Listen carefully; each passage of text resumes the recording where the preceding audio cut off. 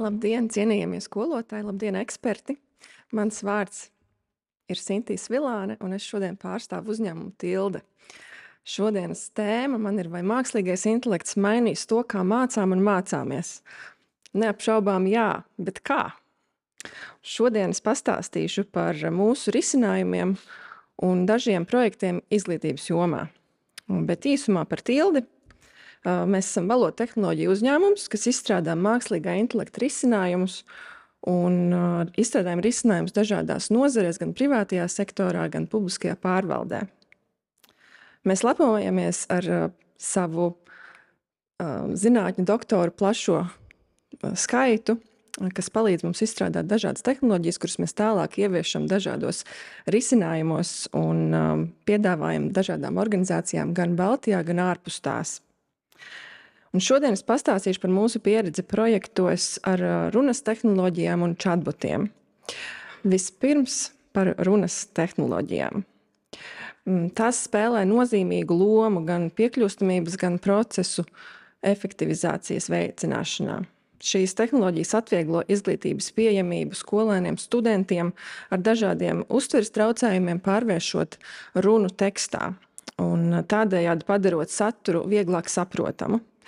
Sanāksmi transkribēšana un protokolu veidošana automatizē procesus, ietaupot laiku un resursus, un arī subtitri video materiāliem ir veids, kā vēl vairāk uzlabot piekļūstamību. Tātad galu galā mēs runājam par risinājumiem, kas veicina vienlīdzīgu pieeju informācijai, nodrošinot pieejamību visiem lietotājiem.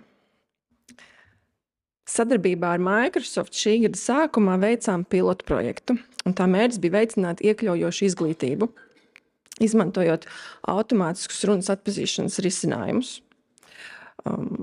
Pēdējos gados mēs redzam aktuālu vajadzību pēc šādiem risinājumiem, un nepieciešamība kļūst ar vien pamanāmāka. Pēc Pasaules veselības organizācijas datiem aptuveni 5% no pasaules iedzīvotājiem saskaras un dzīvo ar dažādiem dzirdes traucējumiem dažādās pakāpēs.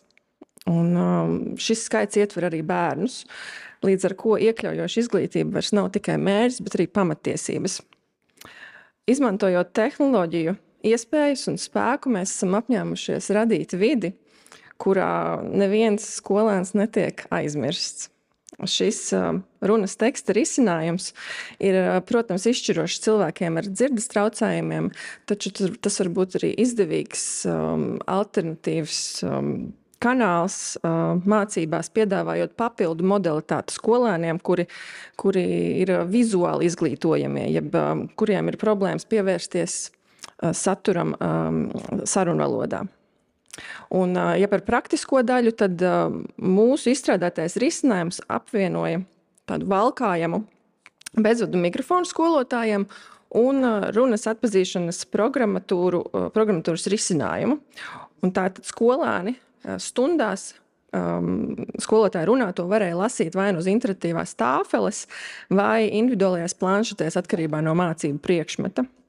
Un risinājums tika veiksmīgi pārbaudīts kā koncepcijas pierādījums, iesaistot matemātikas, literatūras un datorikas skolotājus un viņu audzēkņus 2 Latvijas skolās. Tas bija Rīgas Franču licejs un Valmieras Gaujas krasta vidusskola. Vienā no testēšanas reizēm piedalījās arī izglītības ministri, kas atzinīgi novērtēja šo risinājumu. Un projektam noslēdzoties, risinājums ieguva vairāku tālredzīgu skolu interesi un līdzdalību, kas arī vēlas tālāk šo risinājumu izmantot un ieviest. Un pēc šī pilotu projekta mēs turpinājām uzlabot risinājumu lietojamību, un jau esam ieviesuši lietojamu produktu, kas ir Tilde Event Assistant, kurš spēj reāli laikā transkribēt tekstu un arī to tulkot. Tātad gan lekciju stundu laikā, gan pasākumu laikā šis ir viens no tādiem rīkiem. Savukārt citi runas tehnoloģiju rīki, kurus esam radījuši Tildē, ir Tilde Transcribe platforma, kurā stundu lekciju audio failus, piemēram, var pārvērst tekstā, radīt subtitru failus.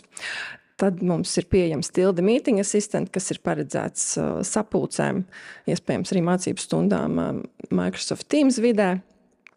Un strādājam arī ar unikālu balss sintezatoru izstrādi. Tātad otrā virzienā, lai tekstu padarītu klausāmu. Un tagad par virtuāliem asistentiem, jeb chatbotiem, un tie piedāvā daudz vairāk nekā tikai atbildes uz biežāk uzdotajiem jautājumiem. Tie sniedz atbalstu 24/7, gan teksta, gan balss formātā, nodrošinot ātru pieejamību. Šie asistenti kalpo kā interaktīvs mācību rīks audzēkņiem un atvieglo resursu un informācijas atrašanu.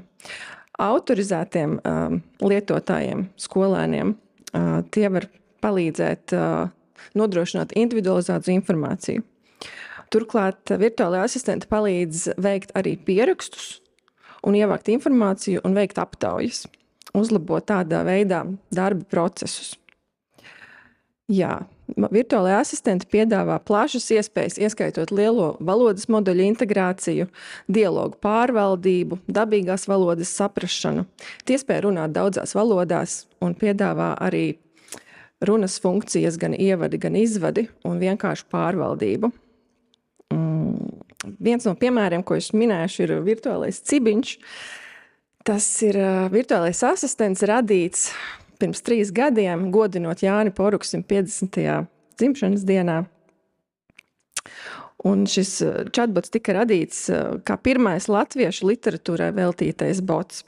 Kopā ar cibiņu ik viens interesants, ik viens internetu lietotājs arī šobrīd var ne tikai apgūt un pārbaudīt zināšanas par stāstu, kauju pie knipskas, bet arī aprunāties un izteikt savu viedokli un komentārus. Šāda veida palīgs izglītības mērķiem latviešu valodā ir radīts pirmo reizi.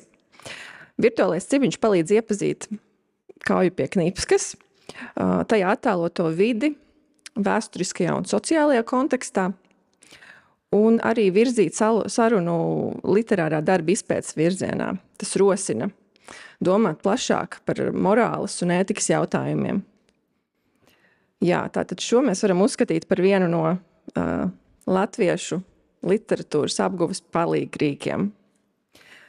Un man noteikti arī būtu gribējies, ka man skolas laikā būtu iespējams piekļūt šādiem palīgrīkiem un izpētīt literatūru vairāk.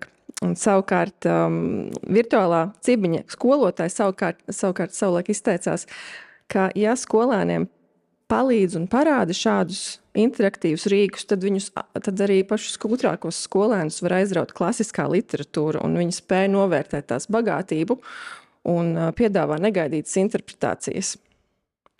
Bet tagad par kaut ko jaunāku, par Digni.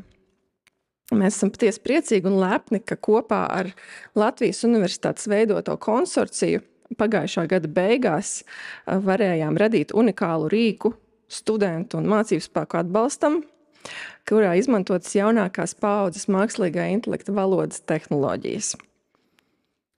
Studiju kursā Civilā aizsardzība, kas ir jākārto visiem studentiem neatkarīgi no mācību programmas, civilā aizsardzība, tātad Digne piedāvā iespējas mācīties interaktīvi caur virtuālo asistentu.